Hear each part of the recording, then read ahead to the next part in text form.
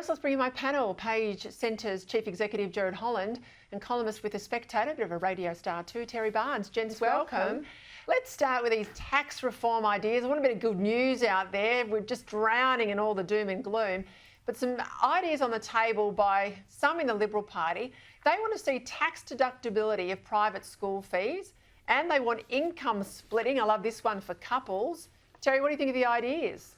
Well, Peter, when it comes to income splitting, I mean, John Howard was a champion of it in the 80s. And I think everything old is new again. But look, it's good to see some coalition backbenchers actually thinking about tax reform. And I think that is a good thing. But really, I think what we missed in the last 3 years was that thinking about tax reform. So if that's the signal, that is an even better thing. But it would be good to see the whole coalition leadership actually focus on not only tax reform, but also on reforming what government does, what's actually done with our taxes. And I'm not endorsing or saying another fight back as in the 90s, but I think we need some sort of real comprehensive manifesto like that, some real comprehensive policy work to actually give the Liberal Party, the coalition, some real purpose. I tell you what, if we want to give families a fair go, Gerard, I really love income splitting. You know, one partner in the relationship earns X income and then it's split over the two people, so you drop, in many instances, tax brackets. It gives families flexibility. It's not a handout. They just get to keep more of their money. What do you think? I couldn't agree more.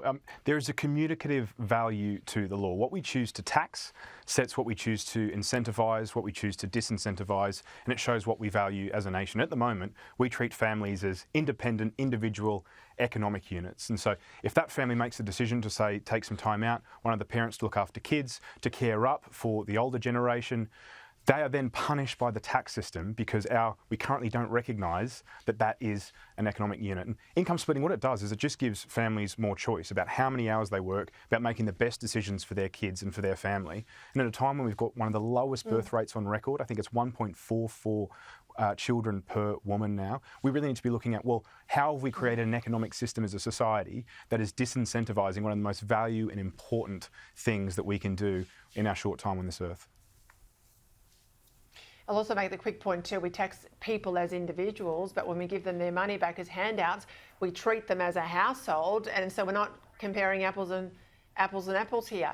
Let's go to Malcolm Davis's comments today. He's a senior analyst with the Australian Strategic Policy Institute. He's a bit of a defence expert. He says the possibility of a protracted war with China is real. Andrew Clennell today picked up those comments and asked the PM about boosting defence spending. Have a listen. If we don't spend more on defence, couldn't the Americans threaten to not build or give us the AUKUS submarines? Well, I think that Australia should decide what we spend on Australia's defence. Simple as that. That's my view. Just Terry, I love how he talks tough, knowing that if he gets stuck, he'll hit the trigger, he'll invoke the ANZUS Treaty and he'll desperately want the Americans then. But we should be pulling our weight. Well, indeed, Peter. Look, I think about almost 2,000 years ago, there was a Roman who wrote, if you want peace, prepare for war. I mean, even the Boy Scouts, their motto is be prepared. I think Mr Albanese, the Prime Minister, is actually in denial here. He should be actually focusing on the fact there are real threats in our region. Global security is very precarious and that we actually are behind the 8 ball. And when it comes to the Australian Strategic Policy Institute, I mean, he's very good at shooting the messenger, isn't he? I mean, he doesn't want to hear these things. He's in denial, Peter. He's in denial. Let's just go back quickly to energy. The Libs are out there today saying, Gerard, that they're not going to make a quick decision on net zero. I might say to them they haven't got forever. They're going to have policies that they need to put to the people before the next election. All of them are underpinned by whether or not we're still committed to net zero. But I'll make the point this afternoon, Energy Australia has had to put out urgent advice to the media. This is the mob that owns the Yallourn Power Station in the Latrobe Valley, that one of the plant's 4 units is down. It's freezing cold in Melbourne. The demand obviously is high and it will remain offline for at least 2 weeks.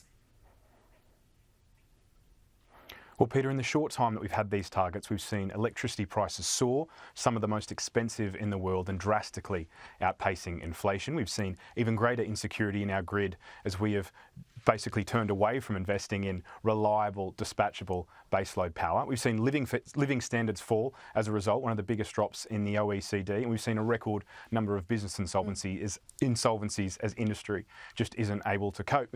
But to the coalition, with net zero, it's not really a case of if, but when. Most centre-right parties around the English-speaking world have now moved away. Indeed, most of the world, when you look at total emissions, are no longer committed to Paris. And even in the UK, you've got Tony Blair giving advice to Keir Starmer that it might be time to relook at their net zero targets and the impact that it's having on the working poor.